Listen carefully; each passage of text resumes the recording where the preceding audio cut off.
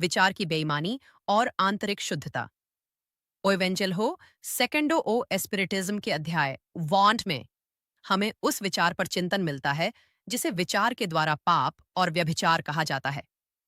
बेहतर समझ और सोशल मीडिया पर सुरक्षित अनुकूलन के लिए हम इस शिक्षण को चेतना की धोखाधड़ी और विचार की बेईमानी के रूप में समझ सकते हैं।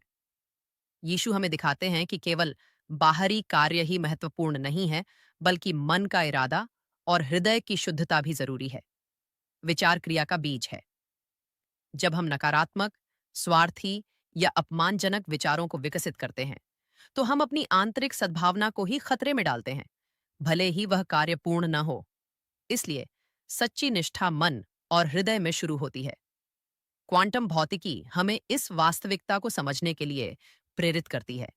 जैसे निरीक्षण एक कण की स्थिति को बदलता है, वैसे ही हमारे विचार हमारे ऊर्जा क्षेत्र को आकार देते हैं और हमारे चुनावों को प्रभावित करते हैं।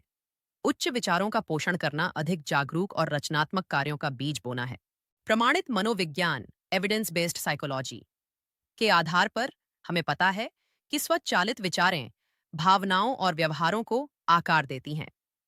उदाहरण के लिए संज्ञानात्मक व्यवहार थेरेपी दिखाती है कि विकृत विश्वासों की पहचान कैसे करें और उन्हें पुनः संरचित करें, ताकि अधिक स्वस्थ और हमारे मूल्यों के अनुरूप दृष्टिकोण उत्पन्न हो सकें।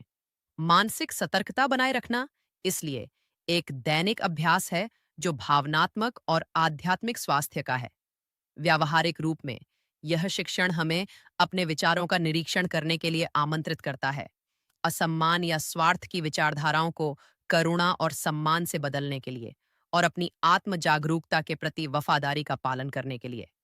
इस तरह हम न केवल बाहरी चूक से बचते हैं, बल्कि एक सुसंगत और प्रामाणिक जीवन का निर्माण करते हैं।